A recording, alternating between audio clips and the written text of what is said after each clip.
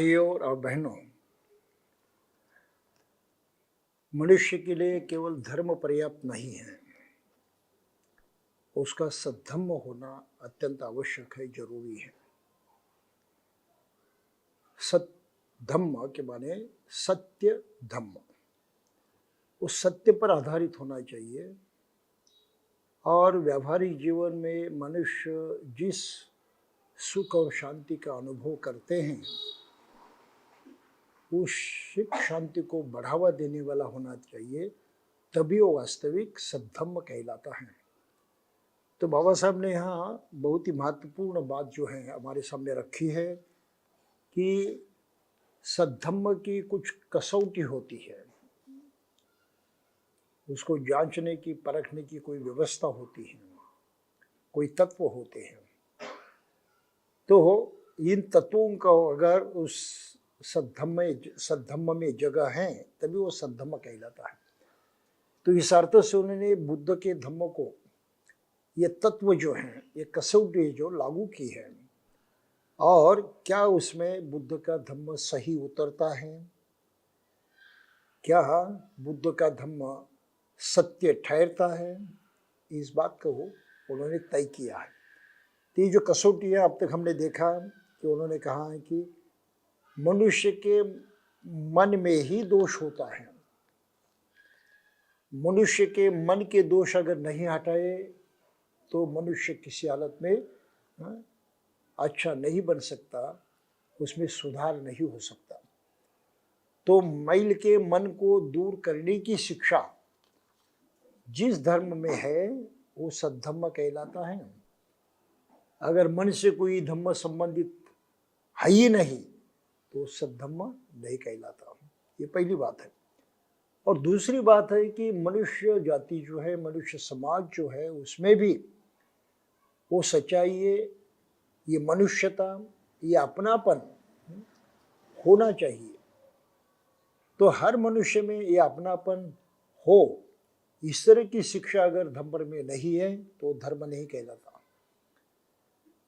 वो सद्धम्म तभी है जब वो मनुष्य मात्र में आपस में मेलजोल बनाए रखे, उसमें आपसे अपनेपन को बढ़ावा दे, ताकि एक दूसरे से कोई दुर्व्यवहार न करे और उस दुर्व्यवहारों के कारण अन्य अत्याचार न हो। तो इसके लिए ये धम्म की जरूरत है। धम्म में ये तत्व होना चाहिए, शिक्षा होना चाहिए कि समाज में उचित परिवर्तन लाए। तो क्या बुद्ध धम्म इस कसौटी पर खरा ठहरता है? तो हमने देखा कि बुद्ध धम्म पूरी तरह से खरा ठहरता है और ये पूर्णतः सामाजिक है। समाज व्यवस्था में सही परिवर्तन लाना धम्म का महत्वपूर्ण उद्देश्य है। फिर बाबा साहब ने और दूसरी कसौटी रखी थी, क्या वो धर्म सभी लोगों के लिए खोला है, उस धर्म का ज्ञान सभी के लिए उपलब्ध है? अगर नहीं है तो सद्धर्म नहीं है। और बुद्ध का धम्म है जो सभी के लिए खुला है,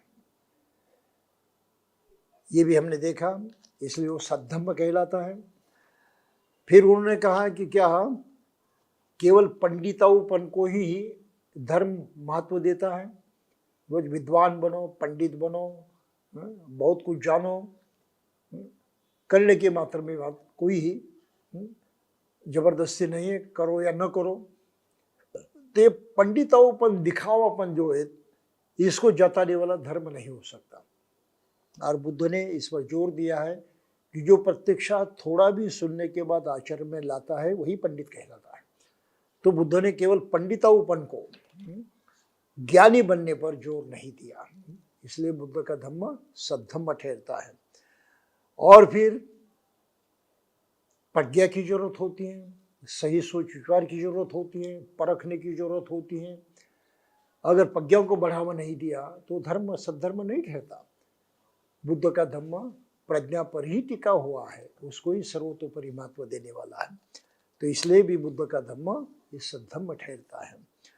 और फिर और भी आगे चलकर उन्होंने क्या, केवल प्रज्ञा पर्याप्त नहीं है, उसके साथ शील का होना, सदाचार का होना जरूरी है।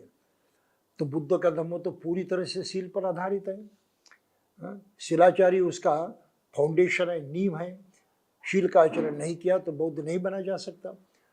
तो इस तरह से बुद्ध का धम्म सद्धम्म ठहरता है। फिर कहा है कि ये प्रज्ञा और शील के साथ साथ करुणा की भी होना जरूरी है। तो बुद्ध का धर्म जो है तो करुणा को बहुत महत्वपूर्ण मानता है। ये दूसरा खंबा है बुद्ध के धम्मों को आधार देने वाला। तो इसलिए बुद्ध का धम्म जो है सद्धम्म ठहरता है। और फिर वो कहते हैं कि करुणा से भी अधिक मैत्री की जरूरत होती है।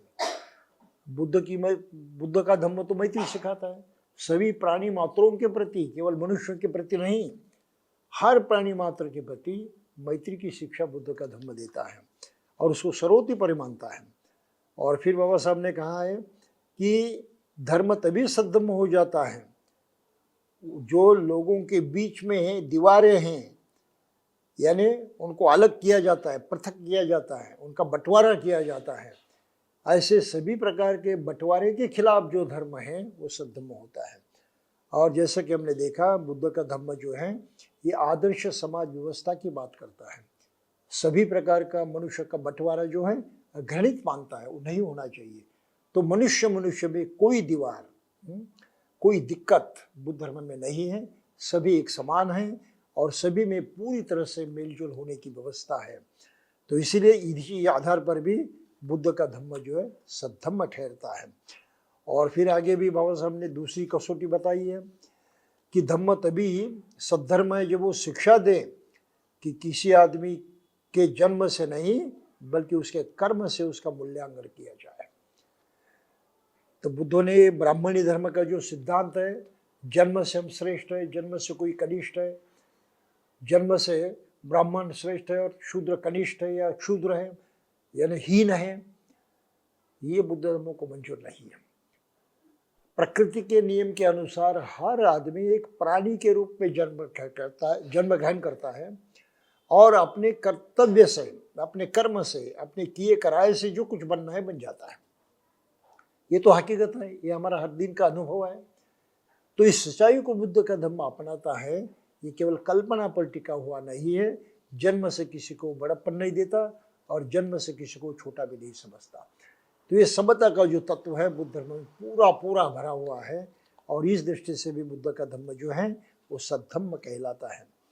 और अंत में बाबा साहब ने ये बात रखी है कि धर्म वही सद्धर्म है जब वह आदमी और आदमी के बीच समानता के भाव की अभिवृद्धि करे। और बुद्ध के धम्म में इसका बहुत ही महत्व है क्योंकि सभी मनुष्य मात्र समान हैं। ये बुद्ध धर्म की मूल मान्यता है। मनुष्य में किसी प्रकार का भेद नहीं है। तो इतनी जो सभी कसौटियाँ लगाई हैं बाबा साहब ने और सद्धम्म की व्याख्या की है और इसके आधार पर उन्होंने साबित कर दिया है कि बुद्ध का धम्म वास्तविक सद्धम्म है।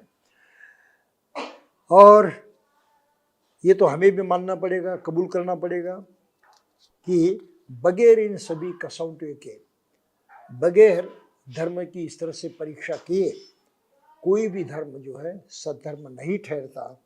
और बुद्ध के धम्मों को अगर ये सब कसौटियाँ लगाई जाए, उसका भी परीक्षण इन तत्वों के अनुसार किया जाए तो बुद्ध का धम्म वास्तविक पूरा पूरा सद्धम्म ठहरता है। तो ये बात जो है बाबा साहब ने यहाँ पर बहुत ही ताकत से और अलग ढंग से हमारे सामने रखते हुए साबित कर दी है। और हम आगे बढ़ते हैं आज और बहुत ही महत्वपूर्ण विषय को आगे हम समझने जा रहे हैं। धर्म तो बहुत सारे हैं, दुनिया में धर्मों की कमी नहीं है। कुछ बहुत बड़े धर्म हैं, कुछ बहुत छोटे धर्म हैं।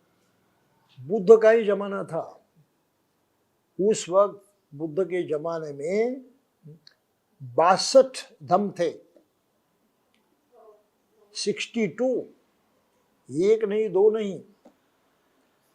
आज के जमाने में हम उतने नहीं देखते, कुछ धर्म बहुत बड़े हो चुके हैं, लेकिन बुद्ध के जमाने में ये सभी प्रवृत्तियां थी। और इन सब धर्मों के तुलना में बुद्ध का धम्म किस तरह से अलग है, क्यों अलग है, या जो अन्य धर्म है उसी के जैसा ही बुद्ध का धम्म है? ये भी बड़ा महत्वपूर्ण सवाल है जिसका जवाब खोजना जरूरी है, क्योंकि धर्म के नाम पर ही मनुष्य जाति जो है आपस में व्यवहार करती हैं, सही भी व्यवहार करती हैं, बुरा भी व्यवहार करती हैं, दुखों को भी जन्म देती हैं और सुख को भी निर्माण करती हैं। लोगों की हर तरह से वो भलाई भी करने की बात करते हैं धर्म, लेकिन उतनी बुराई भी हो जाती है आपस में। तो ये मामला देखते हुए धर्म में कहीं ना कहीं कुछ खोट है, कहीं ना कहीं कुछ गड़बड़ी है, कमी है। तो इन सभी बातों को समझे बगैर बुद्ध का सत्य धर्म जो है वो हम पूरी तरह से जान नहीं सकते। तो बुद्ध का सत्य धर्म पूरी तरह से जानने के लिए बुद्ध के धर्म की और दूसरे धर्मों के साथ तुलना करना, उनकी जांच करना, उनको परखना, यह अत्यंत आवश्यक है। तो बाबा साहब आगे चलकर इसी सवाल पर आ जाते हैं कि भाई जिसको धर्म धर्म कहा जाता है और बुद्ध का धम्म कहा जाता है, दोनों में क्या फर्क है? वो तो समझना ही चाहिए। नहीं समझे तो बुद्ध के धम्म की जो महत्ता है, गरिमा है, उसकी सच्चाई है, वो समझ में नहीं आएगी। तो आगे का जो चैप्टर है बहुत ही महत्वपूर्ण है। बाबा साहब ने अंग्रेजी में लिखा है रिलीजन एंड धम्म, इंग्लिश में लिखा है रिलीजन एंड धम्म। रिलीजन का अनुवाद होता है धर्म, संस्कृत में, मराठी में, हिंदी में, अन्य कई भाषाओं में। यूरोपियन भाषा में रिलीजन कहते हैं, फिर उसको महजब भी कहते हैं। उर्दू, अरेबियन, पर्शियन जो भाषा है उसमें महजब कहते हैं। और बुद्ध के धम्मों को मात्र धम्म कहते हैं। तो ये पहला फर्क हमें हमेशा ध्यान में रखना चाहिए कि बुद्ध के धम्मों को बाबा साहब ने बड़े आग्रह पूर्वक धम्म कहने की बात कही है। इसको धम्म समझे, उसको धर्म मत समझे, उसको रिलीजन मत समझे, उसको महजब मत समझे। इसकी अपनी खासियत है, अपनी विशेषता है, उसका अपना अलगपन है।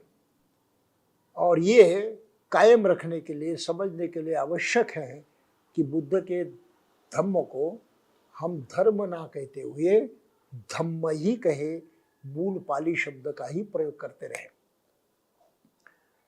तो इस ग्रंथ में जरा गड़बड़ हो गई है, उसकी तरफ हम ध्यान नहीं देंगे। लेकिन इस तरह से बुद्ध के धम्म को धम्म मानते हुए और अन्य धर्मों को धर्म, महजब, रिलीजन समझते हुए हम इस बात को समझने की कोशिश करेंगे कि बाबा साहब ने वास्तव में क्या लिखा है। और हर आदमी को अपने भलाई के लिए ये समझना जरूरी है, क्योंकि आखिर उसको धम्म के अनुसार जीवन जीना है, अपने में कुछ परिवर्तन लाना है, धम्म का कुछ फायदा उठाना है। अगर उसमें गलती हो गई तो नुकसान उसका होने वाला है। वो गलत धर्म के पीछे भागा तो उसकी हानि होने वाली है। इसलिए जरूरी है कि धर्म क्या है और बुद्ध का धम्म क्या है ये समझना। बगैर उसको समझे हम आगे नहीं बढ़ सकते। तो बाबा साहब ने इस पर भारी जोर देकर इस विषय को यहाँ पर सामने रखने की कोशिश की है। क्या कहते हो कि जो धर्म कहलाता है ये अनिश्चित शब्द है, जिसका कोई अर्थ स्थिर नहीं है। ये शब्द तो एक हैं, किंतु उसके अर्थ अनेक हैं, क्योंकि ये शब्द बहुत सारी अवस्थाओं से होकर गुजरा है इतिहास काल में। हर अवस्था में हम उस मान्यता विशेष को महज भी करते रहे। निस्संदेह एक हर एक समय की मान्यता अपने से पूर्व की मान्यताओं से भी भिन्न रही है और अपने बाद में आने वाली मान्यताओं से भी भिन्न रही है। धर्म का पहला जो अर्थ था, बाद में उसमें जो बदलाव आया और दूसरा अर्थ निकला, वो पहले से अलग था। फिर उसके बाद भी उसका दूसरा और अर्थ बना लिया गया, वो भी अलग था। तो धर्म अपने में एक अर्थ को कायम रखने वाला नहीं था। ये इसका महत्वपूर्ण अर्थ है। तो हर समय ये बदलते रहा है। तो कैसे बदला? एक समय था जब बिजली, वर्षा और बाढ़ की घटनाएं आदिम आदमी की समझ से सर्वथा परे की बात थी। जो पुराना आदमी था, पहला आदमी था, मनुष्य जाति थी, बिजली देखते हुए घबरा जाता था, ये क्या चीज है, समझ नहीं पाता था। वर्षा होती थी, कम भी होती थी, बेशुमार भी होती थी, समझ नहीं पाता था। ढेर सारी दिक्कतें अनुभव करता था। बाढ़ आती है, ये भी नहीं समझ पाता था। तो उसके समझ में ढेर सारी बातें आती नहीं थी। और इन सब पर काबू पाने के लिए जो भी कुछ टोना टोटका किया जाता था, उसको जादू कहलाया जाता था। उस समय जादू ही धर्म था। ये जादू हो रहा है, अपने बस की बात नहीं है। तो आदमी बिजली को भी देवता मानता था, वर्षा को भी देवता मानता था, चांद सूरज इनको भी देवता मानता था। शाम से तो काटने पर आदमी मर जाता है तो बड़ा डर जाता था, तो सांप को भी देवता मानता था। तो उस वक्त ये सब जादू हो रहा है, अपने बस की बात नहीं है। और फिर उनको शांत करने के लिए कुछ ना कुछ कर्मकांड करते रहता था। भाई उनसे कैसे बचे, उनको कैसे खुश रखे, उनसे किस तरह से अपनी रक्षा करे। तो जो कुछ जादू टोना करता था, कर्मकांड करता था, हाँ, उसको ही धर्म कहते थे। ये प्राचीन धर्म था, पुराने काल का। तब फिर बाद में और सुधार हो गया, मनुष्य की अक्ल बढ़ती गई, समझ बढ़ती गई। तो उस समय धर्म का अर्थ भी बदल गया। आदमी विश्वास करने लगा, कर्मकांड करने लगा, जो उसके आपस में बर्ताव करने के तौर तरीके थे, जिसे हम रीति रिवाज कहते हैं, उसका निर्माण हुआ। फिर प्रार्थनाएं निर्माण हुई, हाँ?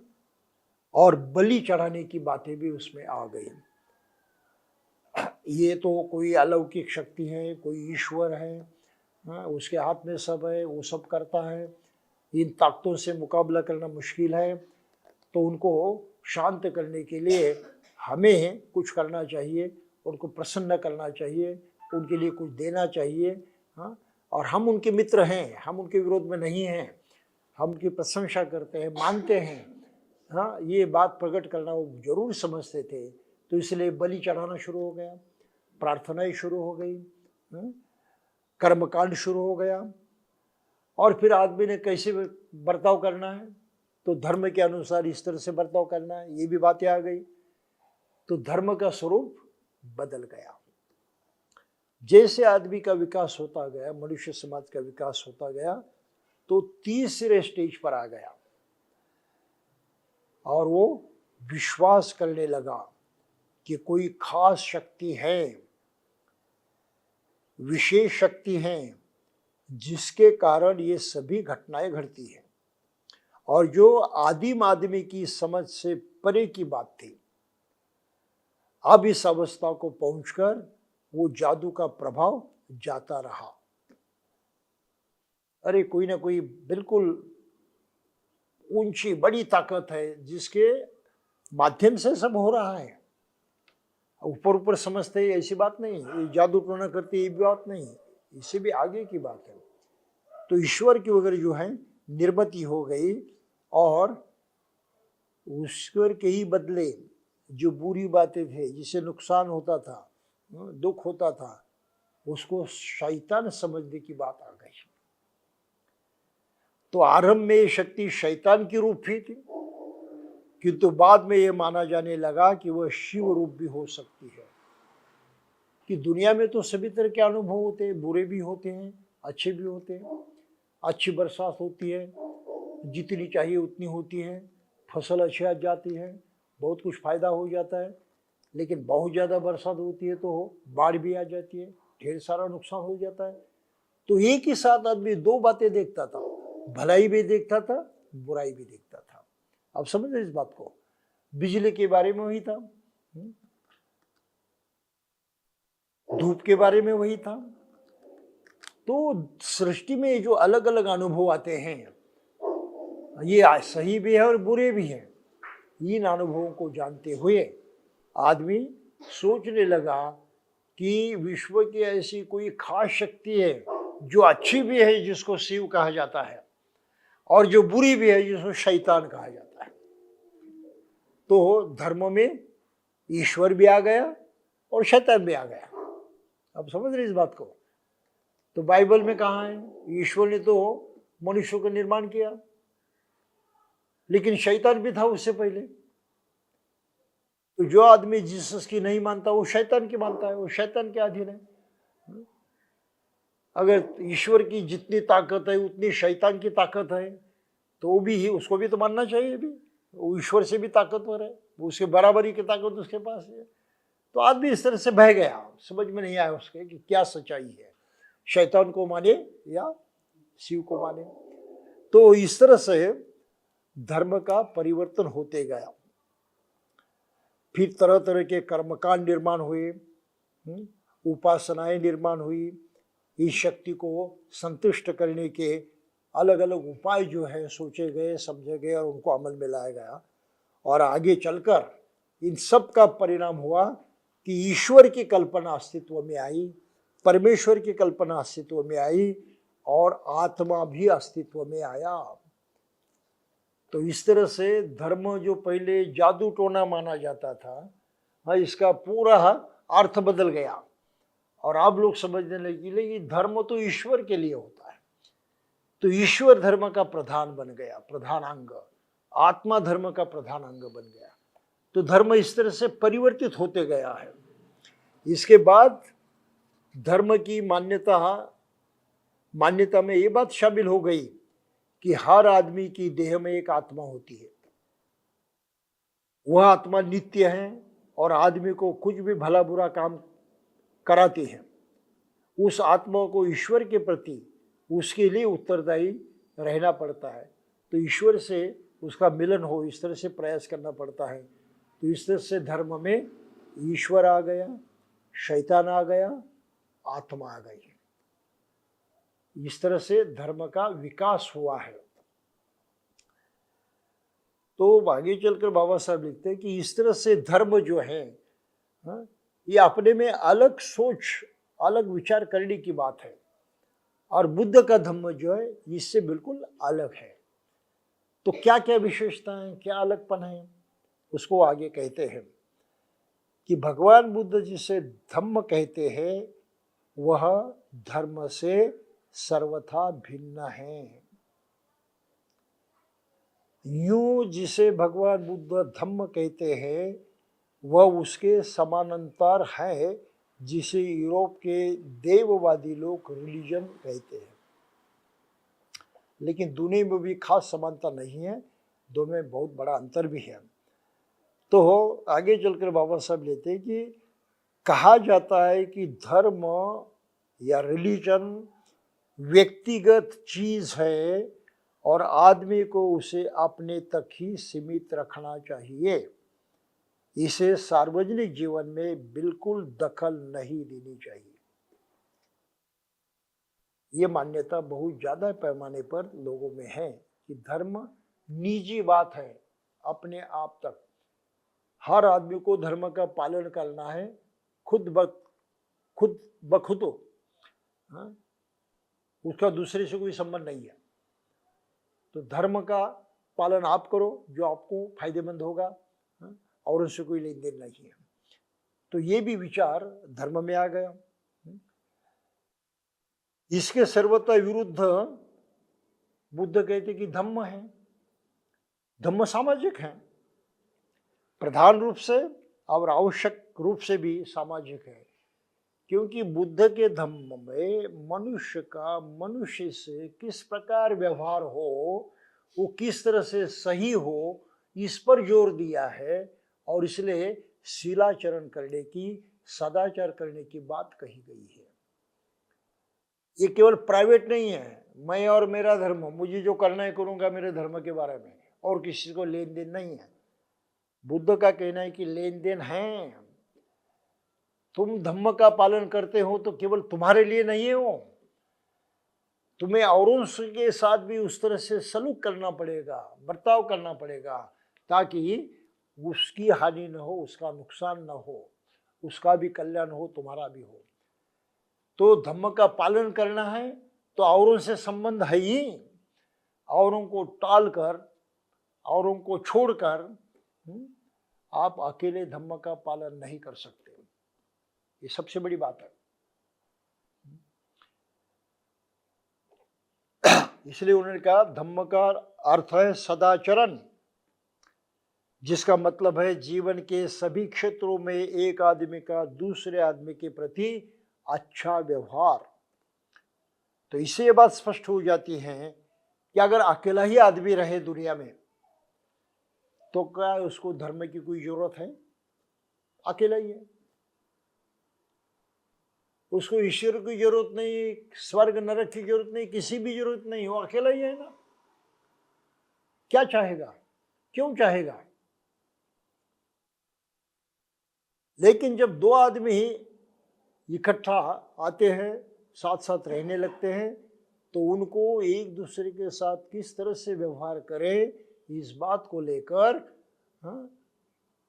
धम्म की जरूरत होती है, धम्म की शिक्षा की जरूरत होती है।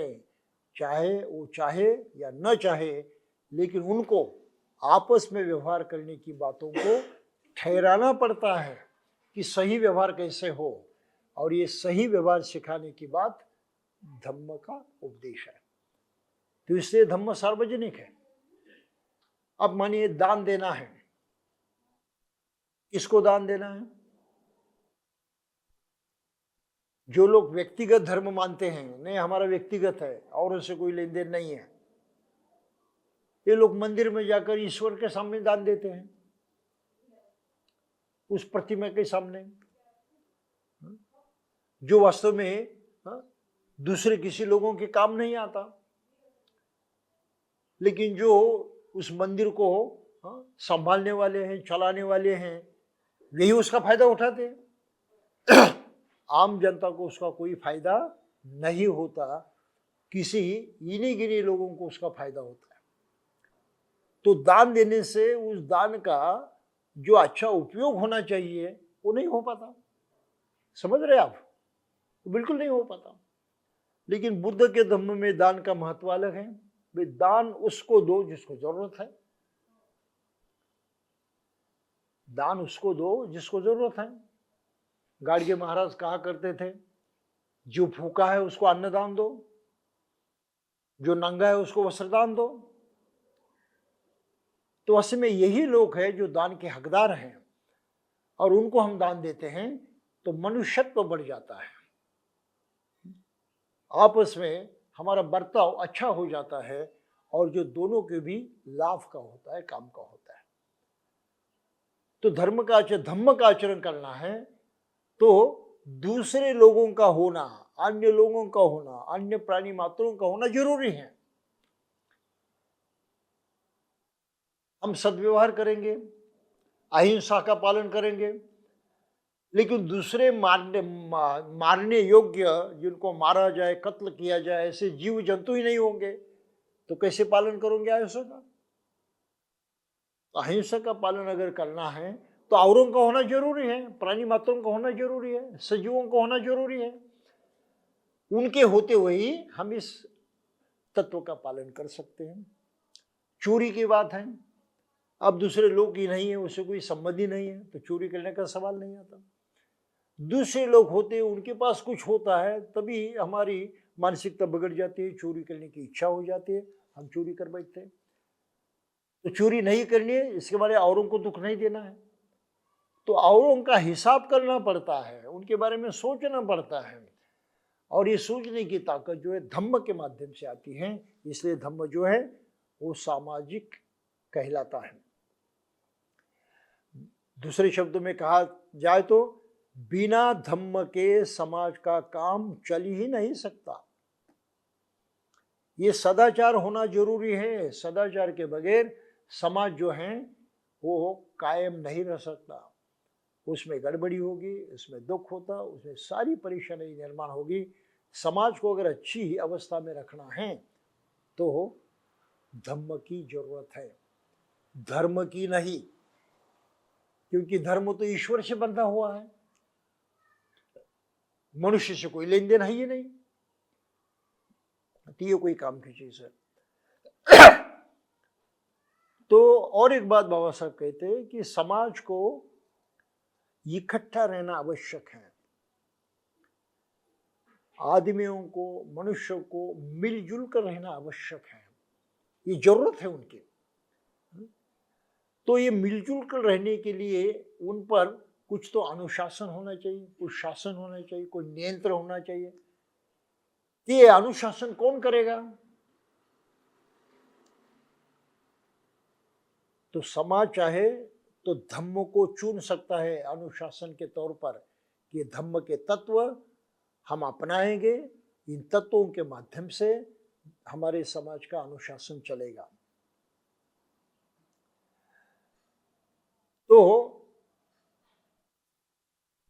कुछ लोग हैं वो नहीं चुनेंगे, अगर उन्हें नहीं चुना तो समाज में अराजकता फैल जाएगी, बुराइयां फैल जाएगी, लोग अपने मन के अनुसार कैसा भी उल्टा सीधा व्यवहार करेंगे, सब गड़बड़ी हो जाएगी। अब फिर इसको मिटाने के लिए क्या करना चाहिए? तो फिर पुलिस बनवानी चाहिए, कोई तो ऐसे संगठन बनवाना चाहिए, किसी को अनुशासन के लिए डिक्टेटर बनाना चाहिए, तानाशाह बनाना चाहिए। वो हुक्म देगा, वो पुलिस जबरदस्ती करेगी और मनुष्य को सीधा बर्ताव करने के लिए कहेगी। तो ये भी मार्ग है जिससे समाज को हम इकट्ठा बनाए रख सकते हैं। फिर उसमें मैजिस्ट्रेट आ गया, न्यायाधीश आ गया, पुलिस आ गई, कानून आ गया, ये सब करना पड़ेगा, तब कहीं समाज को हम इकट्ठा रख सकते हैं। तो बुद्ध ने इस तीसरी बात को महत्व दिया है कि हम धम्म का स्वीकार करें, हर आदमी सदाचार का चयन करे कि मैं इस सदाचार के अनुसार ही बर्ताव करूंगा। अगर ऐसे किया तो हमें कोई तानाशाह की जरूरत नहीं, हमें कोई प्रशासन करने वाले की जरूरत नहीं, हमें किसी पुलिस की जरूरत नहीं, न्यायाधीश की जरूरत नहीं। हर आदमी सोच समझ कर व्यवहार करेगा तो समाज पूरी तरह से संगठित रहेगा। इसलिए ये तीसरी जो अवस्था है उसमें हर आदमी की स्वतंत्रता कायम रहेगी, किसी पर कोई जुर्म नहीं होगा, जबरदस्ती नहीं होगी, क्योंकि हर आदमी स्वतंत्र रहेगा आचार व्यवहार करने के लिए, बर्ताव करने के लिए, कोई जबरदस्ती नहीं होगी, क्योंकि वो स्वयं मानता है कि मुझे सदाचार से ही जीना है, सदाचार ही करना है, जबरदस्ती का सवाल ही नहीं, पूरी तरह से आज़ाद है उस तरह से व्यवहार करने के लिए। तो इसलिए धम्म जो है इस व्यवस्था को बनाए रखता है और मनुष्य की स्वतंत्रता को कायम करता है, उस पर कोई जबरदस्ती नहीं। लेकिन तानाशाह आया, हुक्म देने वाला आया, ईश्वर आया कि तुम्हें ये करना ही चाहिए, तो जबरदस्ती होगी, मनुष्य की स्वतंत्रता जो नष्ट हो जाएगी, धम्म में नष्ट नहीं होती। तो धम्म इसलिए अत्यंत आवश्यक है। और फिर धर्म में प्रज्ञा का कोई महत्व नहीं है, कोई भी धर्म प्रज्ञा की बात नहीं कहता। हिंदू धर्म कहीं नहीं कहता कि आप प्रज्ञावान बने, मुसलमान धर्म भी नहीं कहता कि आप प्रज्ञावान बने, क्रिश्चियन धर्म भी नहीं कहता कि आप प्रज्ञावान बने। सोचना ही इसके, बस सोचना ही नहीं इसके बारे में। तुम्हें बस एक ही काम करना है, ईश्वर को मानना है, गॉड को मानना है, अल्लाह को मानना है, उसकी पूजा अर्चा करनी, इससे अधिक तुम्हारा कोई कर्तव्य नहीं, जिम्मेदारी है ये नहीं। लेकिन बुद्ध कहती कि ऐसा नहीं है। हर आदमी के पास दिमाग है, हर आदमी के पास मन है, इतना भारी है, इतना सशक्त है, इतना ताकतवर है कि उसके अधीन होकर ही आदमी को जीना पड़ता है। मन चाहेगा तो ही आदमी कर सकता है, मन ने नहीं चाहा तो नहीं कर सकता। तो मनुष्य का पूरा अस्तित्व मन के कब्जे में है, और इस मन को अगर सही तरीके से इस्तेमाल किया तो मनुष्य अपना जीवन अच्छा बना सकता है, वो कल्याण को प्राप्त हो सकता है। तो इसलिए मन की इस ताकत को नकारना, इसकी कोई कीमत नहीं करना, इसका कोई महत्व नहीं है समझना, ये तो सरासर गलत बात है। और इस गलती को हमने अपनाया तो हम अपने जीवन में गलत ही गलत करते रहेंगे। इसको अंधविश्वास कहते हैं। प्रज्ञा नहीं तो अंधविश्वास, प्रज्ञा है तो अंधविश्वास खत्म। इसलिए बुद्ध ने अपने धम्म में प्रज्ञा को सबसे बड़ा महत्व दिया है। प्रज्ञावान होना चाहिए आपको, धर्म में इसका कोई महत्व नहीं है, धम्म में ही उसका महत्व है। और फिर दूसरी बात कही है, भाई करुणा की जरूरत है, मैत्री की जरूरत है। ये तो बुद्ध ने बार बार कहा कि औरों के प्रति तुम्हारी दोस्ती होनी चाहिए, अपनापन होना चाहिए। अपनेपन के कारण एक दूसरे से जो आप सलूक करेंगे, व्यवहार करेंगे, वो अच्छा होगा और उसका फल, उसका नतीजा अच्छाई में परिवर्तित होगा, तो भलाई होगी, कल्याण होगा। ये आपके हाथों में है।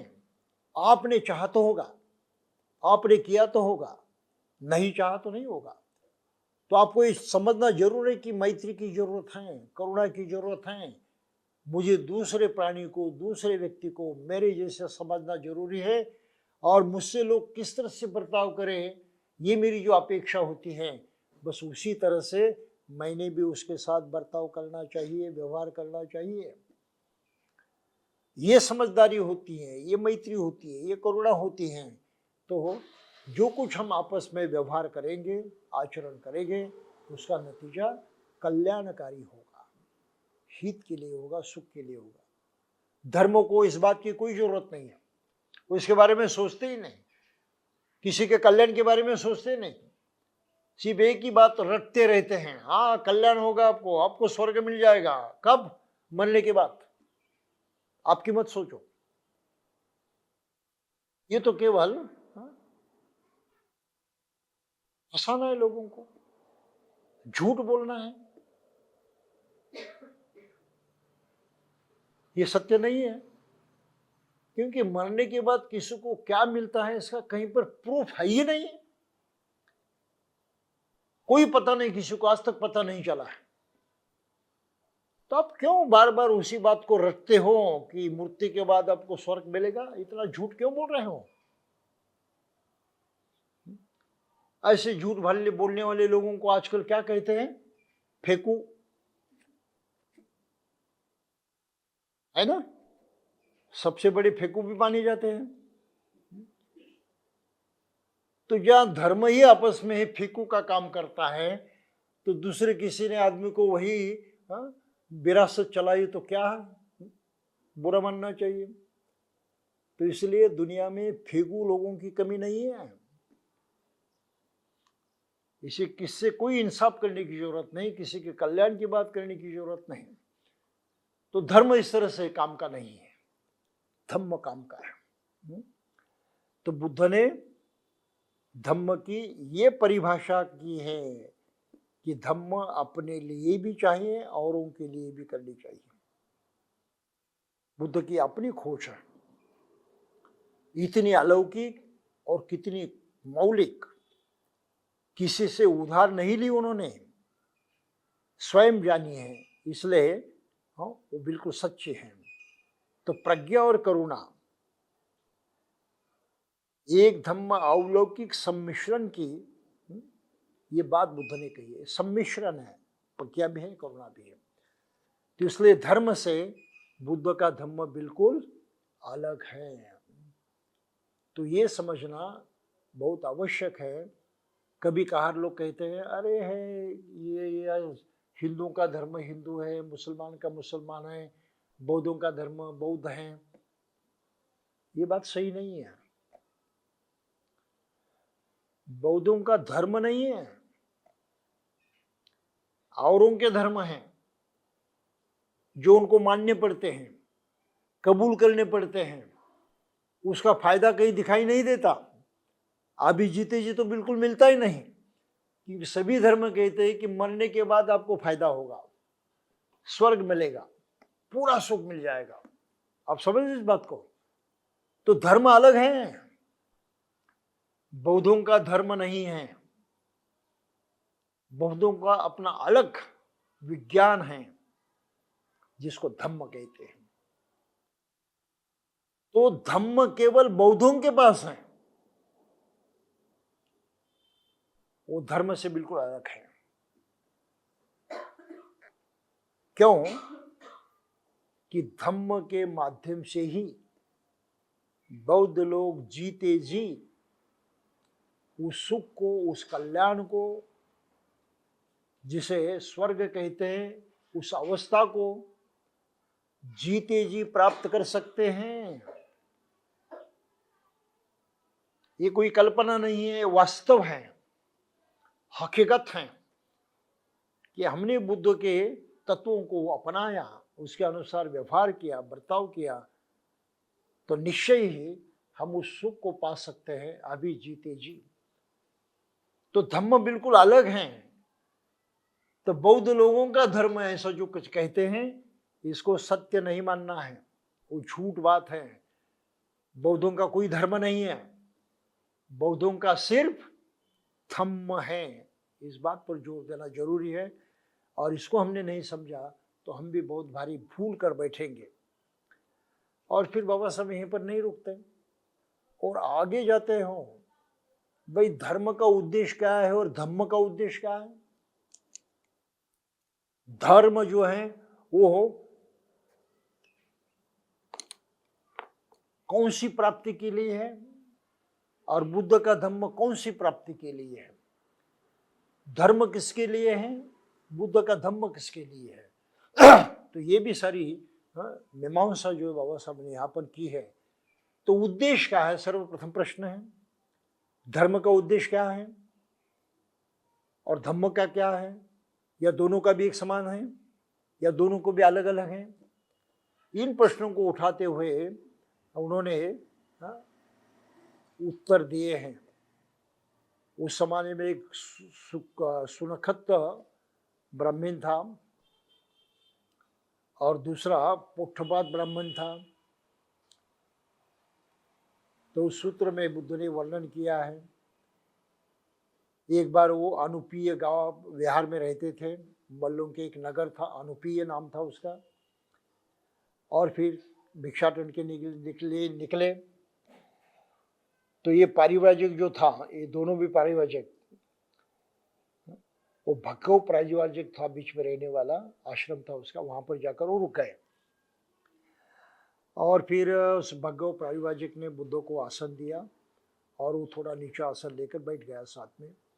और उसने फिर बुद्ध से कहा, भगवान कुछ दिन पहले, काफी दिन हो गए भगवान, सुनखत लिच्छवी नाम का एक आदमी मेरे पास आया था। सुनखत वो लिच्छवी था, लिच्छवी का सरनेम था। कहता था कि अब मैंने श्रमण गौतम का शिष्यत्व छोड़ दिया, त्याग दिया, छोड़ दिया। तो ये सुनखत की बात ये भगव परिवाजक बुद्धों को कहता है कि ऐसा उसने कहा तो भगवान ये सही है, उसका कहना सही है क्या?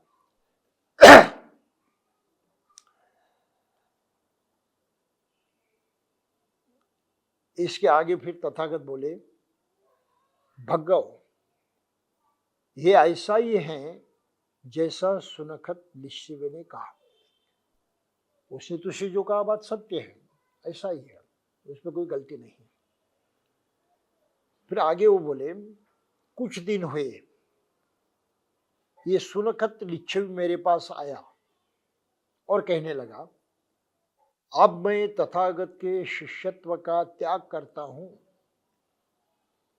बुद्धों को कह रहा है कि तुम्हारा शिष्य नहीं रहना चाहता हूं, मैं छोड़ देता हूं, अब मैं तथागत का शिष्य नहीं रहूंगा।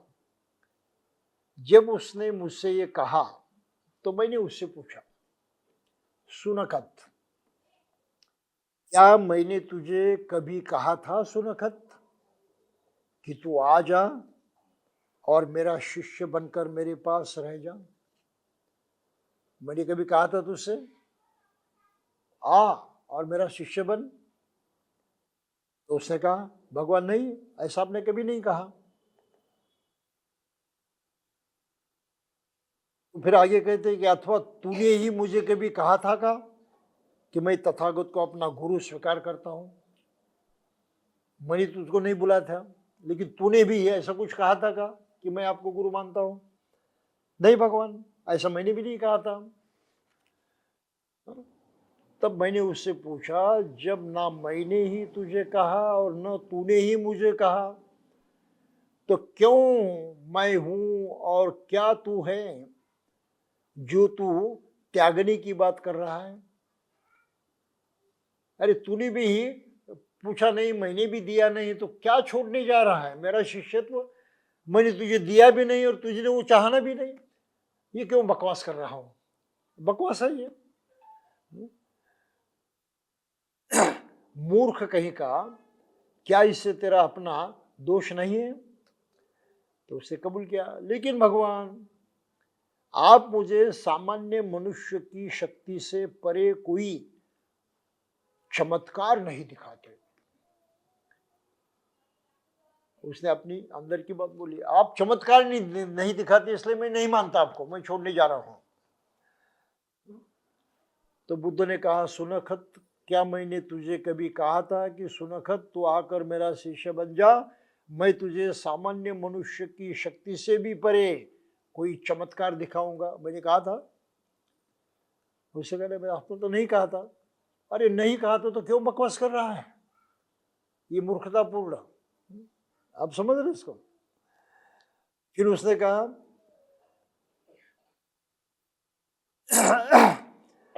जब न मैंने ही तुझे कहा और न तूने ही मुझे कहा, तो क्या मैं हूं और क्या तू है जो तू त्यागने की बात कह रहा है? सुनखत क्या सोचता है, चाहे सामान्य मनुष्य की शक्ति से परे चमत्कार दिखाए जाए और चाहे न दिखाए जाए, क्या मेरे धर्म का यही उद्देश्य नहीं है कि जो मेरे धर्म के अनुसार आचरण करेगा वह अपने दुख का नाश करेगा? ये मैंने कहा है कि जो मेरे धर्म का आचरण करेगा वो दुख का नाश करेगा, ये तुझे मालूम है, यही सही बात है। तो सुनखत, जब धर्म के उद्देश्य की दृष्टि से इसका कोई महत्व नहीं है कि कोई चमत्कार दिखाए जाए अथवा न दिखाए जाए, तो तेरे लिए ही चमत्कार का क्या मूल्य है? हे मूर्ख, जब तू देख कि इसमें तेरा अपना ही कसूर है। दुख से मुक्त होना ये बात है मेरे धर्म की, चमत्कार की नहीं। और तू चमत्कार देखना चाहता है, इसका कोई मतलब नहीं, ये तेरा कसूर है। तो फिर वो कहता है कि नहीं बनते, आप मुझे सृष्टि के आरंभ का भी पता नहीं देते। बुद्ध उसको दोबारा वैसे फटकारते हैं, क्या मैंने कभी कहा था मैं आरंभ की बात बताऊंगा, आ जा मेरे पास? तूने भी क्या कहा था कि मुझे आरंभ की बात बताऊं कि मैं आपका शिष्य बन जाऊंगा? नहीं, ये फिजूल की बातें क्यों कर रहा है, ये मूर्खतापूर्ण बातें क्यों कर रहा है। तो इस तरह से उसको फटकारते हैं और बाद में फिर कहते हैं ये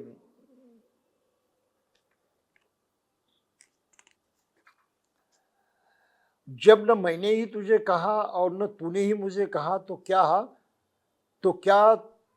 तो मैं हूं और क्या तू है जो तू त्यागने की बात कर रहा है। सुनकत क्या सोचता है, चाहे मैं सृष्टि के आरंभ का पता बताऊं और चाहे न बताऊं, क्या मेरे धम्म का यही उद्देश्य नहीं है कि जो मेरे धम्म के अनुसार आचरण करेगा वह अपने दुख का नाश करेगा। तो उसको कबूल करना पड़ेगा, ये तो उद्देश्य ही है। तो भगवान चाहे आप सृष्टि से आरंभ का पता बताए और न बताए, निश्चय से तथागत की धम्म देशना का यही उद्देश्य है कि जो कोई तथागत के धर्म के अनुसार आचरण करेगा वह अपने दुख का नाश करेगा। तो सुनकत, जब धम्म के उद्देश्य की दृष्टि से इसका कोई महत्व ही नहीं कि चाहे सृष्टि के आरंभ का पता बताया जाए और न बताया जाए, तो तेरे लिए ही इसका क्या मूल्य है कि सृष्टि के आरंभ का पता लगाया जाए। तो कबूल करता है कि कोई मूल्य नहीं है। तो धर्म की बात है, इन बातों की चर्चा करना, तो आप बाइबल खोलिए, आप कुरान खोलिए, हिंदुओं के ग्रंथ खोलिए, सभी कहते हैं कि आदमी को ईश्वर ने बनाया। यह ऐसी शुरुआत होती है और वही उसका पूरा जीवन चलाता है, उसके हाथ में कुछ नहीं। तो जिसने बनाया उसके प्रति इसने सम्मान प्रकट करना चाहिए, उसकी पूजा करनी चाहिए, उसको मानना चाहिए, अनिवार्य है, मानो।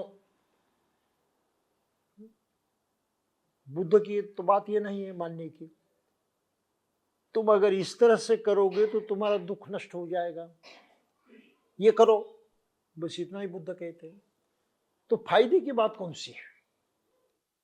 धर्म फायदेमंद नहीं है, मानने में वो खत्म हो गया। आप लोग सभी तो मानते हैं, मानने की बात चल रही है, और मानने की तरह भी जो है, तरीके भी हैं, वो भी कोई खास बुद्धिमानी तरीके नहीं है, मूर्खता ही मूर्खता नजर आती है। क्योंकि आदमी खुद ही मूर्त, ईश्वर की मूर्त बनाता है, घर में स्थापित करता है, उसकी पूजा करता है, उसके सब अर्पित करता है। ये तो पागलपन ही पागलपन है और कुछ भी नहीं है। ये निर्जीव जो चीज है ये तो किसी के काम आने वाली नहीं है। ये जानते हुए भी निर्जीव चीज की पूजा में तुम इतना वक्त देते हो, इतनी शक्ति लगाते हो, पूरी तरह से उसको समर्पित हो जाते हो, ये तो कोई बुद्धिमानी की बात नहीं है, फिजूल है सब। तो धर्म के नाम पर जो भी किया जाता है वो सब फिजूल है, केवल बर्बाद है, उसके सिवा कुछ भी नहीं है। इसलिए धर्म मनुष्य के काम की चीज नहीं है, धर्म ईश्वर के लिए, तुम्हारे लिए नहीं। बुद्ध का धर्म ईश्वर के लिए नहीं है और मनुष्य के लिए है, यह फर्क है सबसे बड़ा। अगर मनुष्य को अपने कल्याण की चिंता है, चाहते कि मेरा कल्याण हो जाए, तो धम्म उसके काम आने वाला है, क्योंकि उसके लिए है धम्म। ईश्वर से धम्म का कोई संबंध नहीं, कोई लेन देन नहीं। और जो ईश्वर के पीछे दौड़ेगा उसके हाथ कुछ नहीं लगेगा। आज तक किसी के हाथ कुछ नहीं लगा। भाई लक्ष्मी की पूजा इतने ढेर सारे लोग भारत में करते हैं ना, पैसे के लिए। उसकी मूर्ति भी देखते हैं, ऐसे हाथ करते तो बस रुपए गिरने लगते हैं। किसी के घर में कितने रुपए गिरे बताओ? लक्ष्मी पूजन का इतना स्वांग करते हो, किसी के घर में कितने रुपए आ गए, कहां से आ गए? कुछ भी तो नहीं है। और यूरोप के लोग हैं, बिल गेट जैसा आदमी जो दुनिया का सबसे रईस आदमी है, बिल गेट दुनिया का सबसे रईस आदमी है, दुनिया का रईस बना वो। कितनी बार उसने लक्ष्मी की पूजा की, उसका कभी नाम भी नहीं लिया, उसका चित्र भी उसने कभी नहीं देखा, कुछ भी संबंध नहीं है, लेकिन दुनिया का सबसे रईस आदमी बना। और यहां झोपड़ी में रहने वाले, झुग्गी झोपड़ी में रहने वाले लक्ष्मी पूजन के दिन अपने घर में लक्ष्मी की पूजा करते हैं, लेकिन वो झोपड़ी झुग्गी जो है खत्म नहीं होती, उसमें उसका अगला दिन और अगला पूरा जीवन जो है बर्बाद हो जाता है। तो ये पागलपन जो है लोग कर रहे हैं, इस पागलपन को ही बुद्ध ने नकारा है कि इसके पीछे मत दौड़ो, दिमाग का इस्तेमाल करो, अपने जो प्रज्ञा है उसको जगाओ और प्रत्यक्षा दे देखो कि क्या करने से क्या होता है। ये तत्व, ये सच्चाई बुद्ध ने प्रकट की है। ईश्वर से कोई लेन देन नहीं। ये गीता नामक हिंदुओं का ग्रंथ है, उसमें भी एक वाक्य आता है, कभी कभी मैं उसका मजाक उड़ाता हूं, और हिंदू उसको सबसे पवित्र शिक्षा मानते हैं। गीता की सबसे श्रेष्ठ शिक्षा कौन सी है? तो सिर्फ तुम कर्म करते रहो, उसके फल की अपेक्षा बिल्कुल नहीं करनी है। कर्मण्येवाधिकारस्ते मा फलेषु कदाचन। तुम्हारा हक केवल कर्म करना ही है, फल की अपेक्षा करना गलत है। जब ये मैंने वाक्य पढ़ा पहली बार, और गीता का मैं काफी अच्छा अध्ययन कर रहा था, यहाँ तक कि मोहयाद थी मुझे पूरी गीता, संस्कृत गीता। अब भूल गया बहुत सारा, कभी कभी थोड़ा थोड़ा याद आ जाता है, लेकिन वो याद करने लायक भी नहीं है, इसलिए मैंने उसको पूरी तरह से छोड़ दिया। तो ये जो मैंने श्लोक पढ़ा, जो दुनिया में हिंदू लोग सबसे महान शिक्षा मानते हैं हिंदू धर्म की, मुझे तो बिल्कुल ये उल्टी और झूठ शिक्षा लगी कि तुम्हारा काम है कर्म करना, फल की अपेक्षा नहीं करना है। बुद्ध ने सिखाया कार्य कारण भाव। अगर कर्म किया तो परिणाम होने वाला, चूकने वाला नहीं है। हाँ, तुमने कर्म किया तो परिणाम होने वाला है, वो चूकने वाला नहीं है। तुम चाहो या न चाहो, तुम्हारी चाहत से क्या होता है? और ये कहते कि नहीं, तुम कर्म करो, फल की अपेक्षा मत रखो, चाहत मत रखो। अरे भाई, चाहत रखने का न रखने का सवाल ही पैदा नहीं होता। वो सिद्धांत अपने में इतना पक्का है कि वो कर्म हुआ कि परिणाम निकलने वाला है, वो किसी के बस की बात नहीं है। और तुम कोई झूठ कह रहे हो। उदाहरण के तौर पर, मैंने किसी के मुंह में थप्पड़ लगा दी और मन में अपेक्षा करी कि उसने मुझे बुरा नहीं कहना चाहिए, मुझे उस फल की अपेक्षा नहीं। मैंने उसके मुंह पर थप्पड़ लगाई और मन में क्या चाहा कि मुझे इस कर्म का फल नहीं चाहिए। वो जिसने थप्पड़ खाई है वो आपको फल दिए बगैर छोड़ने वाला है? और सीधी सी बात है ना, वो छोड़ने वाला है क्या? अरे तुम्हारे चाहत पर क्या है? चाहत की कोई कीमत नहीं है। और धर्म का ग्रंथ ऐसी शिक्षा को सबसे बड़ी शिक्षा मानता है, तो कैसे कबूल करेंगे? अब समझ रहे इस बात को? तो बहुत सारे धर्म ग्रंथों में इतनी साजिश की है, इतनी मूर्खतापूर्ण बातें रखी हैं। वो किसी ग्रंथों को केवल दूसरे लोग कहते कि सबसे महान ग्रंथ है, ईश्वर की रचना है, मत मानो, ये सब झूठ है।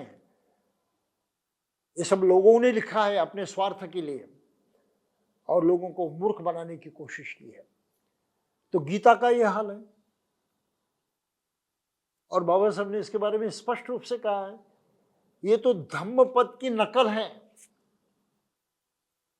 बुद्ध धम्म का ये महत्वपूर्ण ग्रंथ है धम्मपद,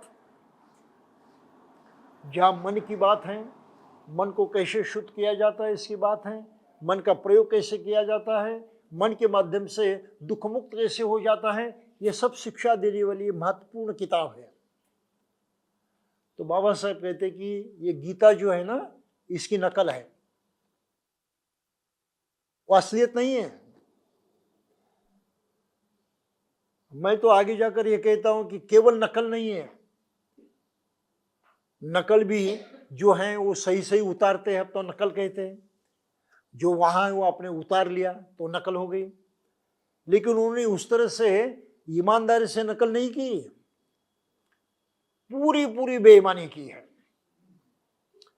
और बुद्ध का वचन लेकर उसको उसमें अपना खुद का मिला दिया और उसको विकृत कर दिया है। तो धम्मपद का विकृत संस्करण नकल यानी गीता है। इसको समझना बहुत जरूरी है। और बाबा साहब का कहना है कि गीता लिखी गई ये बुद्ध धम्म को हटाने के लिए, बुद्ध धम्म का विरोध करने के लिए, बुद्ध धम्म को नीचा दिखाने के लिए। तो बुद्ध के बाद कई हजार वर्षों के बाद ये गीता लिखी गई है। ये ईश्वर की रचना नहीं है, कोई कृष्ण ने उसको नहीं कहा, ये सब ब्राह्मणों ने लिखा हुआ वांग्मय है, जिसमें वो बुद्ध को दबाने की कोशिश कर रहे हैं। बुद्ध की जो अच्छी अच्छी शिक्षाएं हैं उनको विकृत करते हुए मनुष्य को गुमराह करने की कोशिश कर रहे हैं। अब समझ रहे इस बात को? तो इसलिए बुद्ध का ये वचन बिल्कुल साफ है, भाई मैंने ऐसा कहा था कि तुम्हें है स्वर्ग दिखाऊंगा, नहीं कहा ना, क्यों बकवास करता है? तूने भी नहीं कहा, मैंने भी नहीं कहा, तो ये बकवास क्यों कर रहा? बुद्ध सीधा सीधा कहते कि मेरा धम्म जो है ये मनुष्य के दुख को नष्ट करने की शिक्षा है, उसी दृष्टि से उसको जानो, उसी तरह से उसको अपनाओ। अगर नहीं किया तो कोई बात ठीक नहीं। फिर आगे चलकर बहुत ही दूसरा एक पोठपात ब्राह्मण था, उसने भी बुद्ध से ऐसी बातें कही। वो सवाल यहाँ पर उठाए हैं। उसने क्या पूछा, क्या संसार अनंत नहीं है? यानी विश्व जो है, ये दुनिया जो है अनंत नहीं है? क्या संस्कार असीम ससीम है? क्या संस्कार असीम है? क्या आत्मा और शरीर एक ही है? क्या आत्मा और शरीर भिन्न भिन्न है? क्या तथागत मरणांतर रहते हैं? क्या तथागत मरणांतर नहीं रहते हैं? क्या वे रहते भी हैं और नहीं भी रहते, ऐसा भी है? इस प्रकार के ढेर सारे सवाल उसने पूछे। तो बुद्ध ने उनसे कहा, पोठपात, इस विषय में मैंने अपना मत कभी व्यक्त नहीं किया, ये सोचने लायक सवाल नहीं है, खोज करने वाले प्रश्न नहीं हैं, ये केवल दिमाग की कसरत है, इसका कोई मूल्य नहीं, कोई फायदा नहीं, उसके तह तक आप नहीं जा सकते, और तह तक पहुंचे भी तो आपका दुख तो हटने वाला नहीं है, आपका फायदा तो कुछ होने वाला नहीं है। तो ये बातें व्यर्थ हैं, जिसका कोई मूल्य नहीं मनुष्य के लिए कोई फायदा नहीं है, ऐसे बातों में बुद्ध ध्यान नहीं देते, बुद्ध उसकी चर्चा नहीं करते, उसकी जवाब भी नहीं देते, क्योंकि उसका किसी को फायदा नहीं। तो बुद्ध में ऐसी 10 बातें कही गई है, यही जिसको बुद्ध ने अव्याकृत कहा है, कहने योग्य नहीं है, समझने योग्य नहीं है, जानने योग्य नहीं है, छोड़ दो उसको, ये पूछने योग्य भी नहीं है। तो क्या कहा है बुद्ध ने? मैंने बताया कि दुख है, मैंने बताया कि दुख का समुदय कारण है, मैंने बताया कि दुख का निरोध हो सकता है, मैंने बताया दुख निरोध का मार्ग क्या है, ये मैंने बताया, और इस पर मैंने जोर दिया है। तो क्योंकि पोठपात, इनसे लोगों को लाभ है, इनका धर्म से संबंध है, धम्म से संबंध है। इनसे आदमी को अपना आचरण सुधारने में सहायता मिलती है, इनसे विराग बढ़ता है, इनसे राग द्वेष से मुक्ति मिलती है, इनसे शांति मिलती है, इनसे समत होती है, इससे विद्या प्राप्त होती है, इससे प्रज्ञा का लाभ होता है और ये निर्वाण की ओर अग्रसर करते हैं। इसलिए पौट्टपाद मैंने इन विषयों का व्याख्यान किया है, इन्हीं बातों की शिक्षा दी है। अन्य जो इस काम में नहीं आती बातें, इसका मैंने जिक्र नहीं किया, उसकी ओर पूरी तरह से दुर्लक्ष्य किया है। तो इसलिए बाबा साहब अंत में कहते हैं कि इस संवाद से स्पष्ट हो जाता है कि जो धर्म है, जो महजब या रिलीजन है, तो उनके लिए कौन से प्रश्न विचारणीय हैं, तो ये पहले कहे हुए, और धम्म के लिए कौन से प्रश्न विचारणीय हैं। तो धर्म में सभी फिजूल बातें हैं, काल्पनिक बातें हैं, और धम्म में व्यवहारिक बातें हैं। मनुष्य के सुख से लेकर जो सवाल उठाए हैं उनका ही जिक्र धम्म में किया है। तो धम्म का उद्देश्य धर्म के उद्देश्य अलग है। धम्म का उद्देश्य है संसार का पुनर्निर्माण करना। इस जगत में जो लोग रहते उनको नए ढंग से जीने की प्रेरणा देना, उनके नए ढंग से जीवन जो है वो बनाना, ये धम्म का उद्देश्य है। ये दूसरी बातों से उसका कोई भी संबंध नहीं है। तो इस तरह से बाबा साहब ने यहाँ पर बहुत ही महत्वपूर्ण बात कही है कि बुद्ध के धम्म को धर्म नहीं समझना चाहिए। आज भी लोग कहते हैं कि हम बौद्ध धर्मीय हैं, ऐसा मत कहिए। ये शब्द हमें त्यागना पड़ेगा, छोड़ देना पड़ेगा। इसलिए हम लोग जो शब्द का प्रयोग करते हैं वो प्रयोग है धम्मिक। हम धम्म को मानने वाले, धम्म के अनुसार आचरण करने वाले धम्मिक लोग हैं, धार्मिक नहीं। पूजा अर्चा करने वाले, कर्मकांड करने वाले, बलि चढ़ाने वाले, हर कुछ ऐसी बेबुनियाद बातें करने वाले जो है ये धर्म के अनुयायी हैं, धार्मिक है वो। लेकिन हम धार्मिक नहीं, हम धम्मिक हैं। धम्मिक के माने बुद्ध की ही शिक्षा को अमल में लाने वाले। अब इससे भी थोड़ा भ्रम रहता है कि पाली भाषा में धार्मिक को ही धम्मिक कहते हैं भाषा की दृष्टि से, और पाली शब्द जो धम्मिक है उसको ही संस्कृत, मराठी, अन्य भाषा में धार्मिक कहते हैं। तो लोग कहेंगे कि दोनों भी एक ही हैं, धम्मिक कहलाना भी एक है, धार्मिक कहना भी एक है, तो ये दिक्कत पैदा हो जाती है। तो बाबा साहब ने इस दिक्कत को सुलझाने का भी उपाय सिखाया है, और उस उपाय को हमने अमल में लाने की कोशिश की है। ये आगे चलकर बौद्ध लोग खुद को धम्मिक भी न कहे, वो कहे सद्धम्मिक, कि बुद्ध का धम्म ही सद्धम्म है। अब जरा समझिए इस बात को, बुद्ध का ही धम्म सद्धर्म है, सत्य धर्म है।